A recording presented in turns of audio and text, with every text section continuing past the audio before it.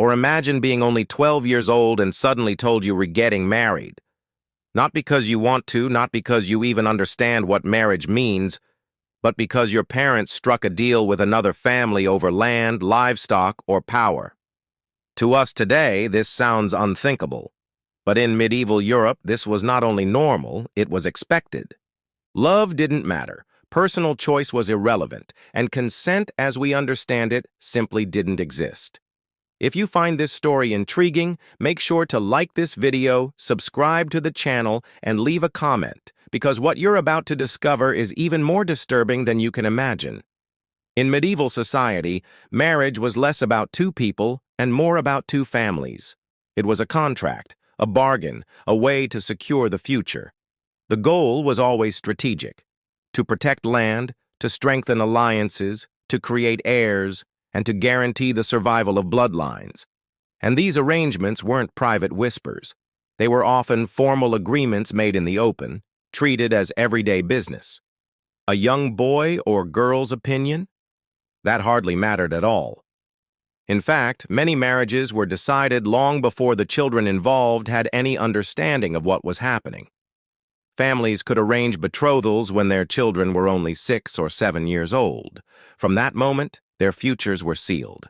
To lock in the arrangement, money or property was exchanged, either a dowry provided by the bride's family or a bride price from the grooms.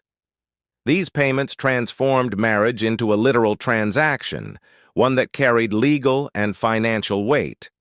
Breaking such a contract was rare and dangerous. If it did happen, it often resulted in scandal, dishonor, lawsuits, and in some cases, violence. The church, which oversaw much of daily life, officially declared that both bride and groom had to give their consent. But what did consent really mean when a 12-year-old girl was being pressured by her family, or when a 14-year-old boy was told that refusing meant dishonor or punishment? In practice, children were often forced to say yes, whether they wanted to or not. Parents, lords, and communities could apply overwhelming pressure, and the church usually turned a blind eye as long as the ritual words were spoken. Daughters, in particular, were seen less as individuals and more as assets. Their bodies and their fertility were resources to be exchanged. A noblewoman could bring new lands to her husband's family through her dowry. A peasant girl could guarantee labor and children to continue a household's survival. Women were bargaining chips in a game of survival and power, and this was true from the humblest villages all the way to royal courts. Even kings and queens were pawns in this system.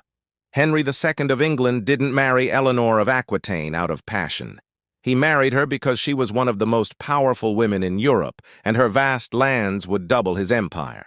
Similarly, Ferdinand of Aragon and Isabella of Castile, famous for sponsoring Columbus's voyage, married not for romance, but to unite Spain under one crown.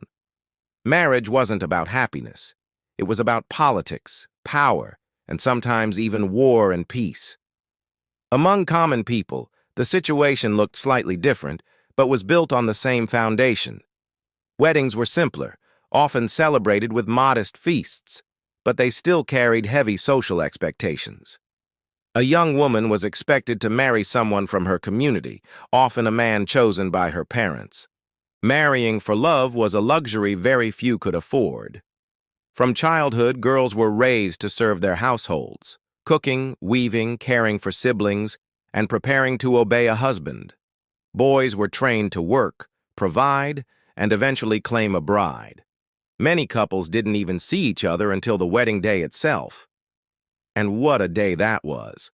Weddings weren't private events. They were public performances. The clothes, the food, the music, the number of guests, all of it demonstrated the importance of the alliance. The bride wasn't walking down the aisle as a symbol of love. She was being transferred legally from her father's control to her husband's. The father literally gave her away, and everyone present understood that this was a transfer of ownership, not a romantic gesture.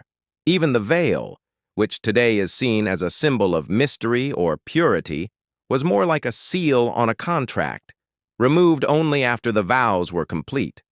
Witnesses were always present, and their role wasn't just to celebrate. They were there to make sure everything was legal, orderly, and unopposed.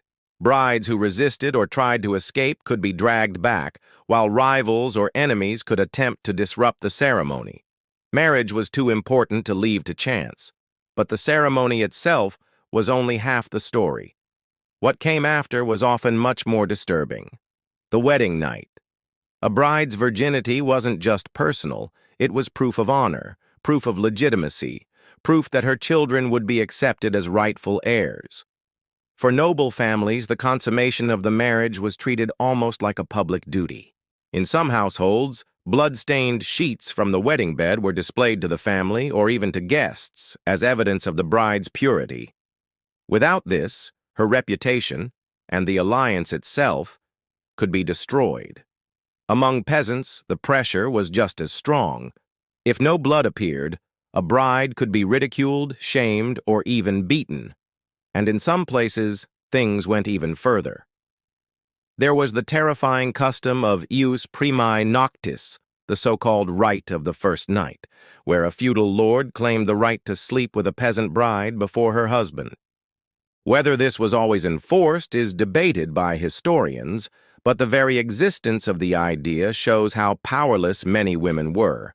In certain regions, the consummation itself had to be witnessed by others, sometimes 6 men, to make sure it was legally valid. Privacy was a luxury that simply did not exist.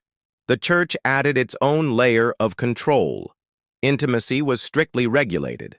Couples were forbidden from being together on holy days, during Lent, during a woman's menstrual cycle, while she was breastfeeding, or for 40 days after giving birth. And it wasn't supposed to be about pleasure at all, only about producing children. Wives had what was called a conjugal debt, meaning they were expected to obey their husbands whenever demanded. Husbands, however, had no such obligation to their wives. Children were expected immediately, and many of them. Survival rates were low. Diseases, poor nutrition, and dangerous childbirths meant that families needed as many offspring as possible to ensure that at least some survived into adulthood. For women, this meant a life of almost constant pregnancy and childbirth, often in unsafe conditions without trained doctors or proper hygiene. At the same time, they were expected to manage households, tend farms, raise animals, and care for the children who survived. Violence and abuse were common realities. Husbands had the legal right to discipline their wives, and what we would call domestic violence was often dismissed as reasonable correction. Divorce was nearly impossible, reserved only for extreme cases, and even then it carried enormous shame. In some regions, separations could even be decided through brutal public events, like trial by combat, where a husband and wife would physically fight to determine guilt or innocence. All of this reveals just how trapped women were in the system. They had little control over their bodies, their marriages, or their futures. And the very institution, the church, that claimed to sanctify and protect marriage, often upheld the very rules that made it oppressive. When we compare this to modern marriage, the contrast is staggering. Today, in much of the world, marriage is about choice, love, respect, and partnership. But in the Middle Ages, it was a cage disguised as a vow, a system designed to preserve power and control at the expense of individual freedom.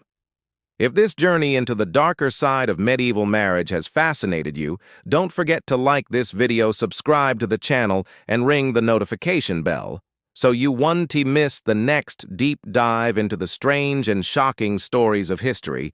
And tell me in the comments, what other medieval customs should we explore together?